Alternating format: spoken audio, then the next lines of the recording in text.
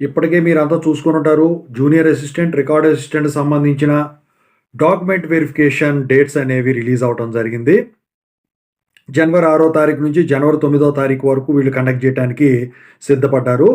So, దానికి సంబంధించినయన్నీ కూడా వెబ్‌సైట్‌లో పెట్టడం జరిగింది.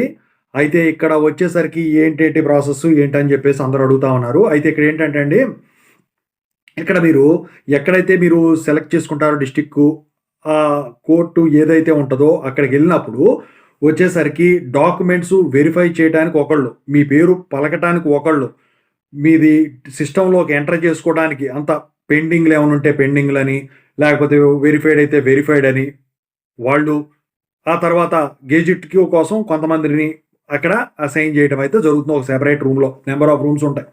ఓకేనా? దీని ప్రకారం ఇలా చేస్తారు.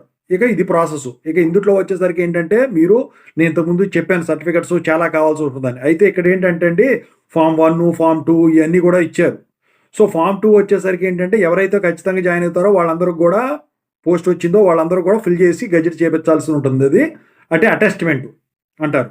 సో, ఇక పాస్‌పోర్ట్ సైజ్ ఫోటోలు ఒక 6 కావాల్సిందే. వాటి మీద పెట్టడానికి అన్నీ అందుట్లో ఉంటాయి. ఇక ఫార్మ్ 1 వచ్చేసరికి ఏంటంటే, ఒకటి అంతకన్నా ఎక్కువ డిస్ట్రిక్ట్స్‌లో గనక అప్లై చేసిన వాళ్ళు ఉంటారు గదా! వాళ్ళు వచ్చేసరికి ఇప్పుడు ఏదన్నా ఒకటే డిస్ట్రిక్ట్ గదా! మీరు సెలెక్ట్ చేసుకోవాల్సింది. దాన్ని సెలెక్ట్ చేసుకొని మిగతా వాటిని మేము వదిలేసుకుంటున్నాం అని చెప్పుకోవడానికి ఫార్మ్ 1 అనమాట.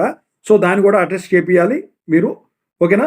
అందుట్లో ఫార్మ్ 1 ప్రకారం ఉంటుంది. డౌన్‌లోడ్ చేసుకోండి వెబ్‌సైట్‌లో. ఇక ఆ తర్వాత వచ్చేసరికి ఏంటంటే, ముఖ్యంగా కావాల్సింది ఈడబ్ల్యూఎస్ సర్టిఫికేట్. ఎవరైతే ఎకనామికల్లీ వీక్ సెక్షన్ అప్లై చేశారో వాళ్ళందరూ గూడా.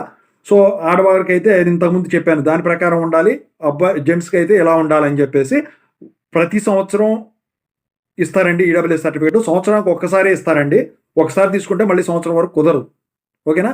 ఇక క్యాస్ట్ సర్టిఫికేట్ అనేది ఎవరైతే ఓపెన్‌లోకెళ్తున్నారో బీసీలు, వీళ్ళు మిగతా వాళ్ళుంటారు గదా! ఎస్సీలు ఈళ్ళు. సో, వాళ్ళకవసరం. నాన్ క్రీమీ లేయర్ సర్టిఫికేట్ మాత్రం బీసీ వాళ్ళకి కంపల్సరీ కావాలి. ఇక డేట్ ఆఫ్ బర్త్ సర్టిఫికేట్ మీకు తెలుసు కదా! ఎస్ఎస్‌సి దాంట్లో డేట్ ఆఫ్ బర్త్ ఉంటుంది. సో, అది కంపల్సరీగా ఎస్ఎస్‌సి లేకుండా ఎవరు కుదరదు. జూనియర్ అసిస్టెంట్ వాటికి, ఈ రికార్డ్ అసిస్టెంట్ వాడికి ఇయన్నీ కావాలి.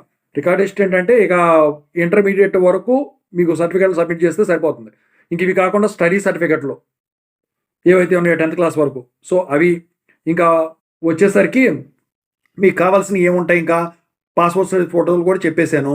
ఇక వీళ్ళు ఎవరైతే ఇందుట్లో ఈ సెలెక్ట్ అయ్యి ఉన్నారో వాళ్ళందరూ కూడా ఇవన్నీ గూడా సబ్మిట్ చేయాల్సి ఉంటుందండి. ఓకేనా? సో, ఇవి కాకుండా ఇంకా వేరే అయితే ఏముండవు. జూనియర్ అసిస్టెంట్స్‌కైతే కంపల్సరీగా స్టడీ సర్టిఫికేట్స్ కూడా కావాలి.